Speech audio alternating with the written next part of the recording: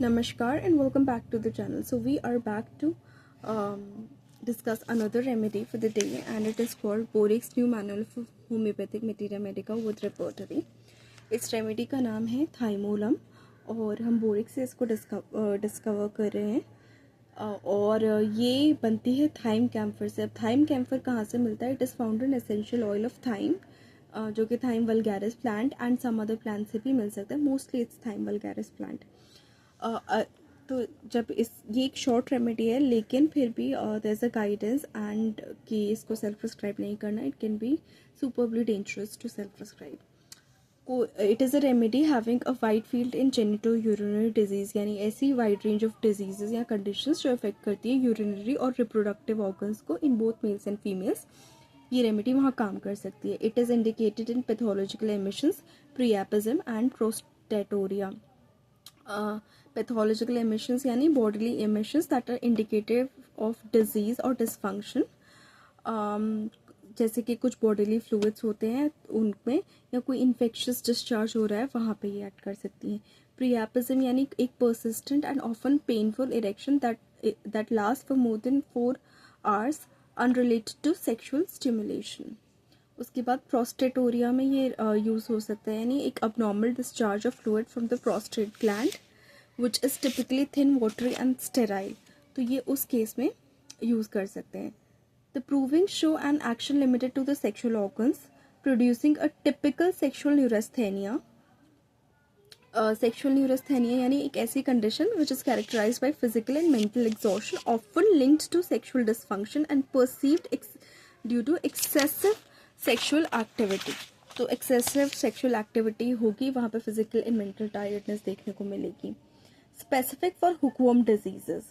अब hookworm disease में इसको दे सकते हैं। Hookworm disease is a parasitic infection that is caused by hookworm that typically affects the intestines. Mind में देखें तो irritable, arbitrary, must have his own way, craves company, energy gone. Arbitrary यानी not seeming to be based on any reason और plan and sometimes seeming unfair. तो कहीं भी कुछ भी वंडर करता है, माइंड पेशेंट का कहीं भी जाता है, लेकिन उसका कोई रीज़न या प्लान या कुछ भी नहीं होता। नॉक्टर्नल जो है रहते हैं, मेल में आते हैं तो profuse nocturnal seminal emissions with lascivious streams of a perverted character, ये देखने को मिलता है। अब ये एज अ डॉक्टर जान पाना जो है थोड़ा सा मुश्किल होता है, बट यस अगर आप हिस्ट्री लेंगे तो आपको डायरेक्शन क्लियर हो सकती है। नॉक्टर्नल यानी हैपनिंग इन द नाइट, रात्रिकालीन, used about animals and birds. जब ही हम नॉक्टर्नल शब्द को एनिमल्स और बर्ड्स में यूज़ करते हैं तो रात्रिकालीन लोगों के लिए कहते हैं। जब हम ह्यूमंस पे आते हैं तो they are awake at and active at night and sleep during the day. ये नॉक्टर्नल मतलब रात को जो भी चीज़ें एक्टिव है। तो इसमें मेल में है प्रोफ्यूज नॉक्टर्नल सेमाइनल एमिशंस, यानी सेमाइनल एमिशंस जो है पेशेंट के रात में है। The process where semen, the fluid containing sperm, is transferred from the seminal vesicles and the prostate gland into the urethra, which is the tube that carries urine and semen out of the body।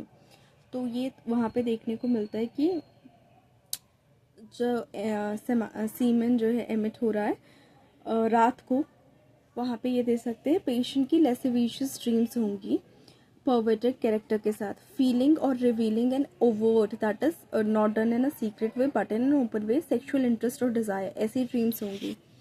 उसके बाद pervert यानी एक ऐसी चीज़ें जो sexual behaviour को indicate करती हैं which is not thought to be natural और नॉर्मल बाय मोस्ट पीपल।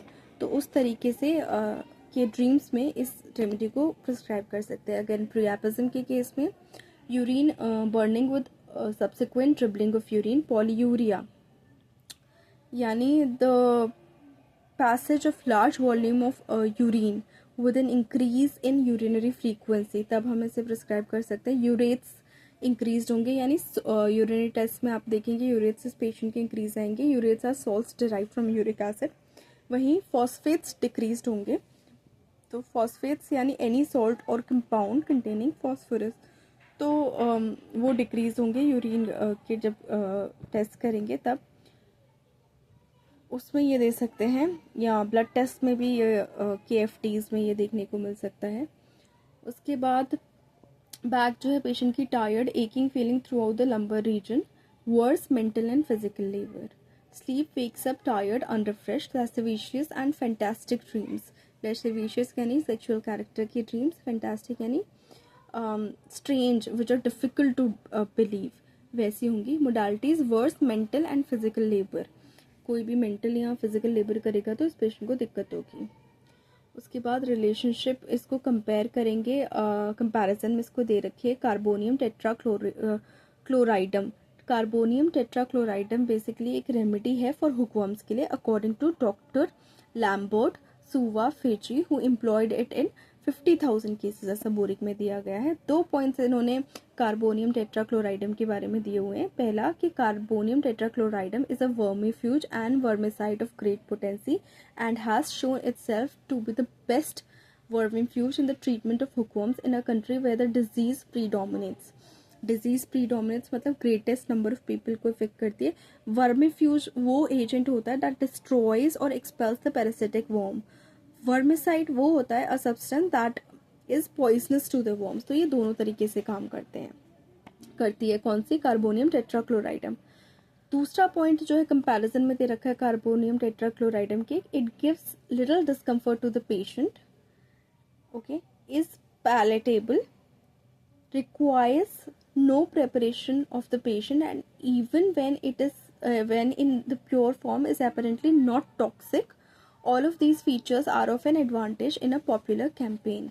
ऐसा इस मेडिसिन के बारे में पता है कि भैया ये ज़्यादा डिस्कम्फर्ट पेशेंट को नहीं करेगी, थोड़ा बहुत होगा, पैलेटेबल है और ज़्यादा पेशेंट को प्रिपेयर करने की बहुत ज़रूरत नहीं पड़ती है इस कार्बोनियम टेट्राक्लोराइडम देने के लिए।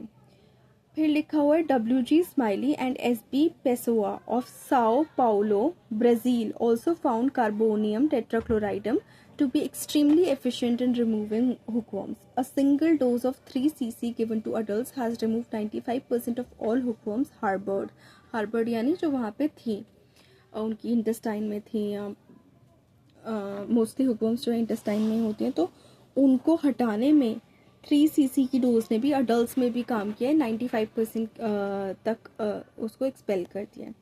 सो ये थाइमोलम के कंपैरिजन में जो कार्बोनियम टेट्राक्लोराइडम दी हुई है उसका ये टेक्स्ट है। देन थाइमोलम का जो डोज रिकमेंडेड है by Boericke, it's 6th attenuation आप दे सकते हैं। And please do not self prescribe. That's just for this remedy and please like the video, share the video, subscribe to the channel, do not forget to hit the bell icon. Thank you so much.